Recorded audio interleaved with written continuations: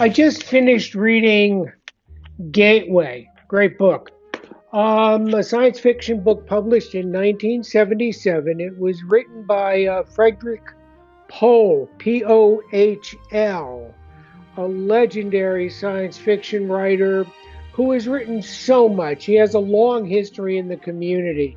Gateway won a host of awards in science fiction: the Hugo Award, Locus Award, Nebula Award, and the John W. Campbell Memorial Award for Best Science Fiction Novel.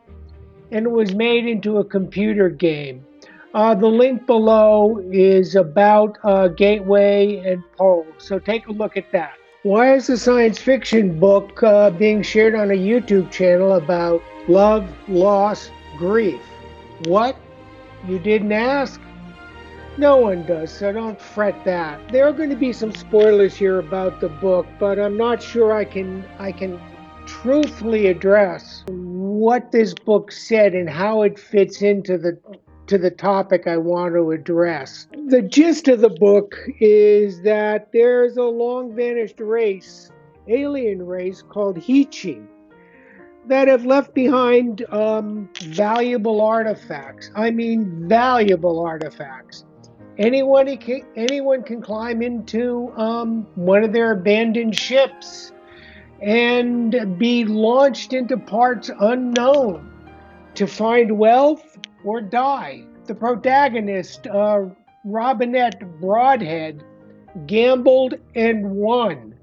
Simple enough, a brilliant read. So the protagonist, Broadhead, is struggling with his own despair and issues of loss and love. That comes later, but he has a lot of things he's struggling with throughout the book, emotionally and mentally. On the outpost, way out in the universe, there's a psychiatrist called Siegfried. Yup, Siegfried. Siegfried is a bot, or I guess today we'd call it AI. You know, AI. Mind you, this was written in 1977. Of course, robots were the rage then. They still are, in the form of an AI now.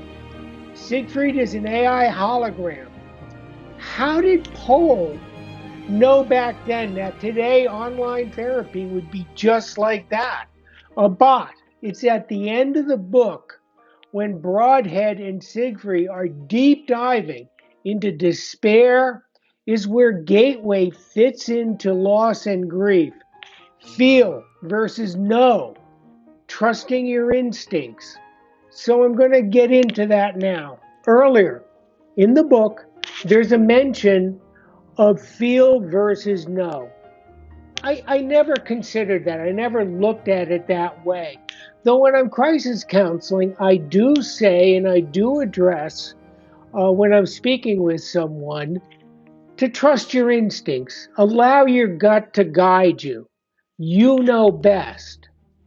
Feel versus know turns out to be a rather rich trove of discussions, branches going here and there and everywhere, and a rabbit hole of wow when you really get in to read it. Let me take a moment to share the most rudimentary ideas of knowing versus loss. You'll know full well I barely graduated from high school. You know, I'm the low hanging fruit. But learned philosophers and psychologists have been bitching at each other that reason and emotions are separate opposing systems that do separate and opposing things. That emotions will lead you one way, knowledge will lead you another way. Then in 1990s or so, a study was done that found emotions can improve decision making. Making emotions grab attention and our cognition, and in our cognition, emotions can help or hinder various tasks and decisions we make. They began to put them together as a system. A bit more on feel versus know thing. Reason and logic are excellent ways to get accurate understanding, while emotion or irrational and makes us act too quickly. And we make mistakes. We may make mistakes.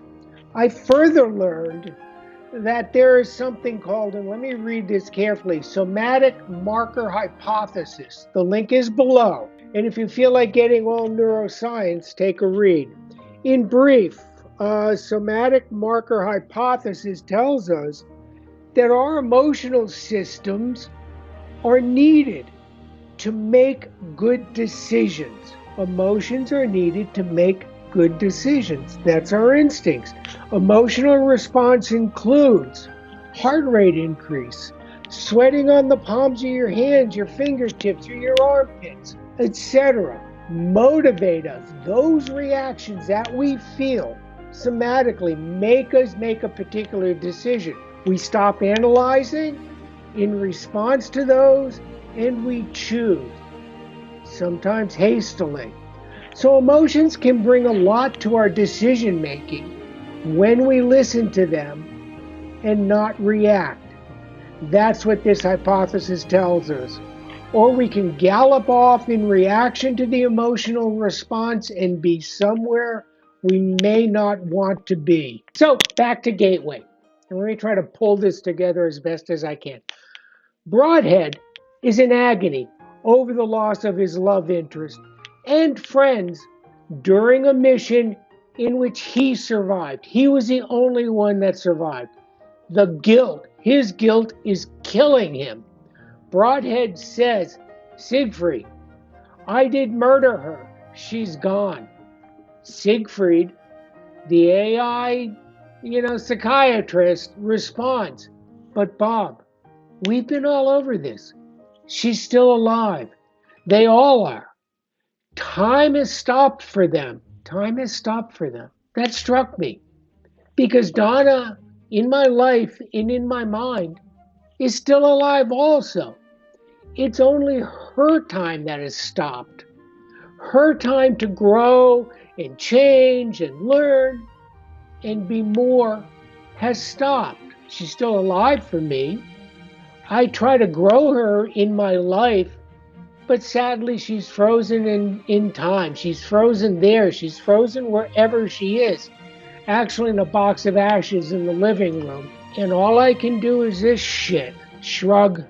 The single most important share between Broadhead and Siegfried is how guilt-ridden Broadhead feels about loss and the death of his team he rode with to find wealth. He returned, became wealthy beyond his wildest imagination, his wildest dreams. But he's suffering greatly. He relates that her death is feeling that he betrayed her. He says he can't live with that. Oh, how I know that feeling. There are days I want to join Donna. I barely want to live. Siegfried addresses this guilt in a way. It is a painful thing. Guilt is painful. It's he says, a behavior modifier. It will influence you to avoid guilt-inducing actions which are valuable for us. In other words, saying you cannot use it. You cannot use these feels, whether it's guilt or anything else, if you don't feel it. Feel versus know, out in the open. If it's buried, it does not work for you. If you let it fester in your brain on this endless suffocating loop, these feelings, this guilt, it's not working for you. You need to make it work. That's part of this feel versus know. So let me try to close this up in some way. I hope there was some logic in what I just shared, but who knows? It's me. My guilt around Donna's death is pervasive, as is my guilt about being me. I guess I function with that, but let it be. But let me toss out some examples about guilt and Donna. And there are a lot of other things, but I'm using this as a way to express, to share what the book told me, what I learned, what I think is important for us to understand. I let Donna die. I should have saved her life. I know, the no part of me knows it was cancer. not me. Still, the guilt that she died are these tentacles that grip me tightly. I feel guilty. I feel that I let her die. And no, it was not me. That guilt is there.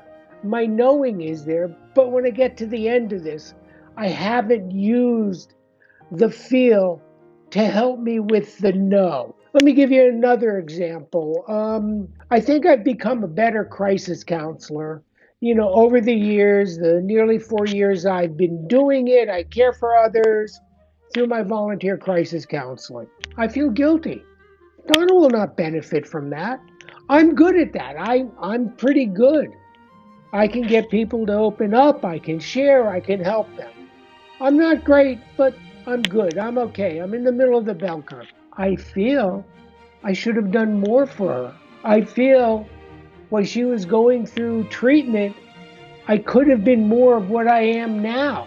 I know what I did during her treatment and supporting her, as witnessed by everybody and her, was terrific.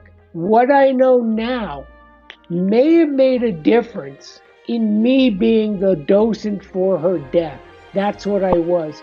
And I could have been a better docent guiding her to her death. Another one, kind of, just to sort of give examples here. Shortly after her death, I donated her clothing for various reasons. They were all good reasons, and they worked. I thought it was important.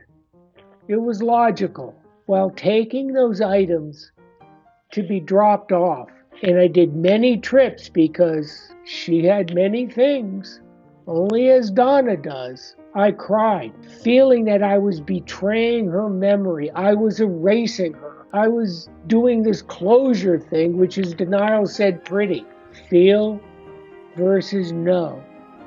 That's what I felt.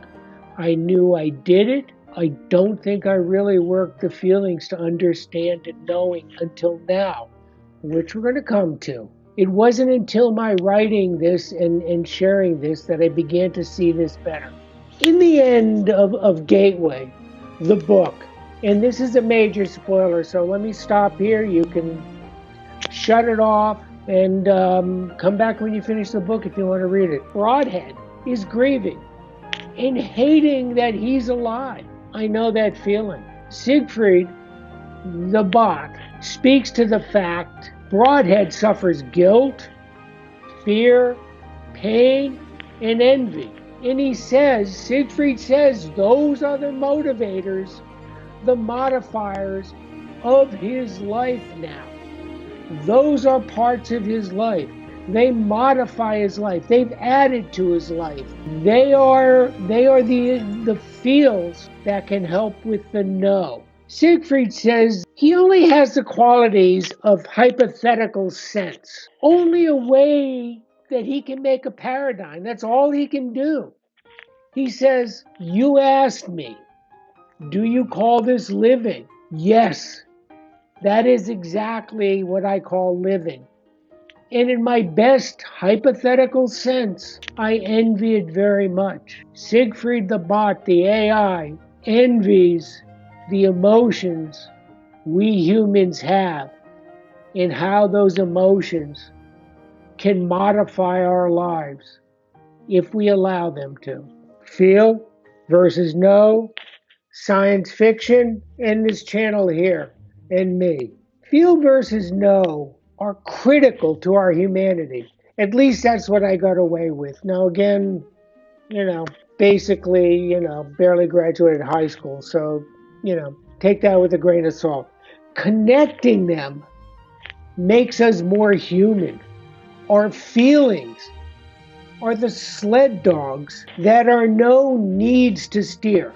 Again, feelings are the sled dogs that are no needs to steer us from abject pain of life or to guide us toward knowledge that our minds need. Emotions, with us having knowledge or wanting to know, can take us to pain and suffering and looping, or it can take us to knowledge That's what it means to be human. That is our humanity when we connect. Grief is a wound that allows light and knowledge in if we listen and look.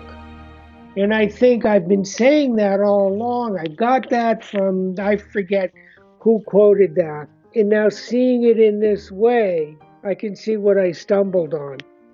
Anyway, Gumby says, thank you. Gumby says, leave a comment, share, but most of all, thank you. Peace out.